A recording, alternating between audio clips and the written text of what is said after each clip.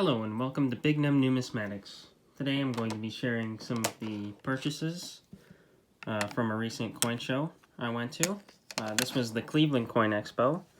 It's held every month about probably 10-15 minutes south of downtown Cleveland.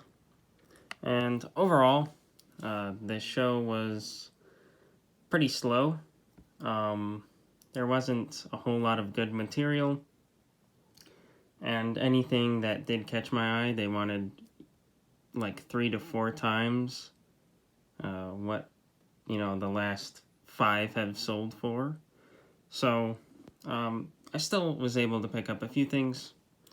Starting off with the 1942/1. This is probably the most prominent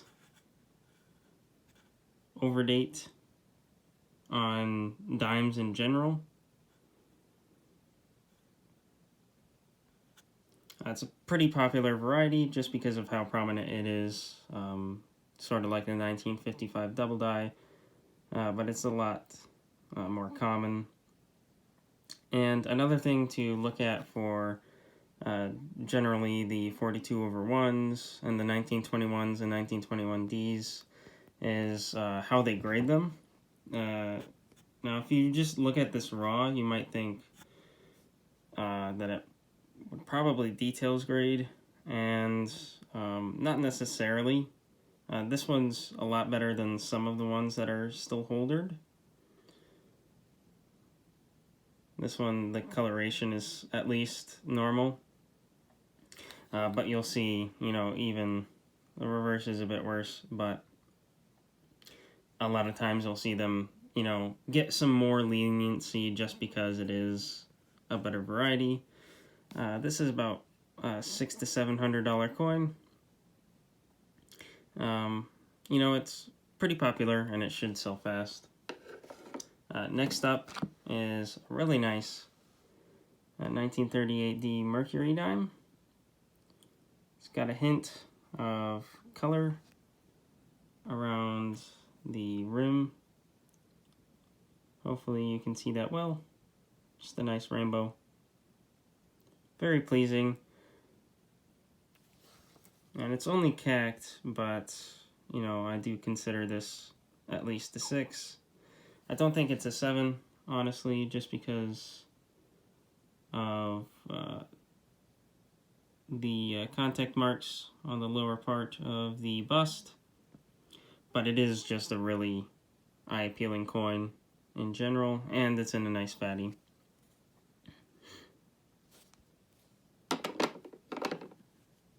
So here's another fatty coin. It's 64 red.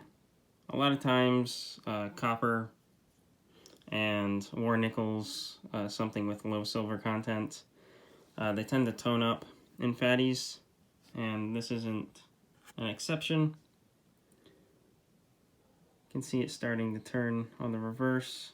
Obverse is still full red, but this is still a really nice example. Not a whole lot of contact marks. It does have some dye erosion going on, but cartwheel luster is still there. Decent coin overall.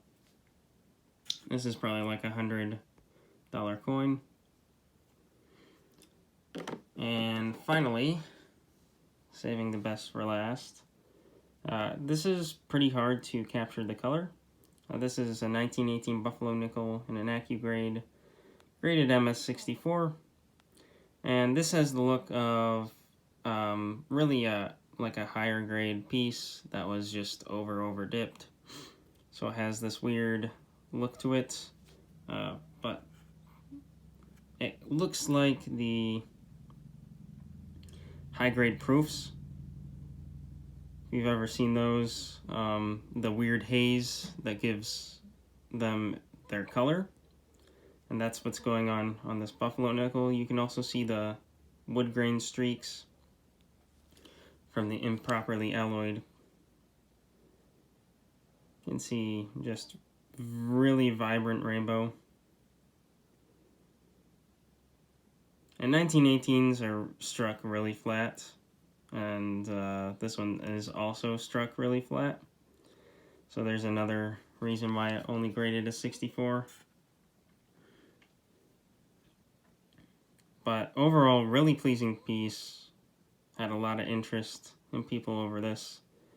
So it's a really nice coin.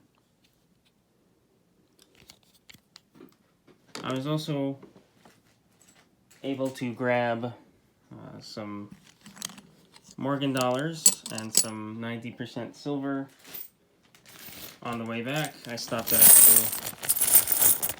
few antique shops and such, and I was able to get a nice deal on the 90%. I paid 15 times, which is less than melt. So I was very surprised at that.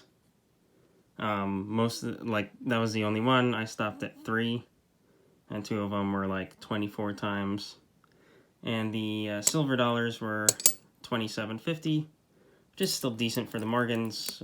Piece dollar retail is like $28, $29 at the moment. Morgans in between the 30 to 32 range. And there are some really nice worn pieces for the lowball collectors out there. Imagine it had to go years upon years and years in circulation. And this one, you can't even see the date.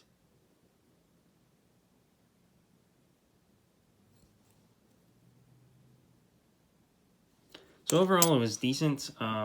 Hopefully, I can find some more inventory because I'm very low at the moment.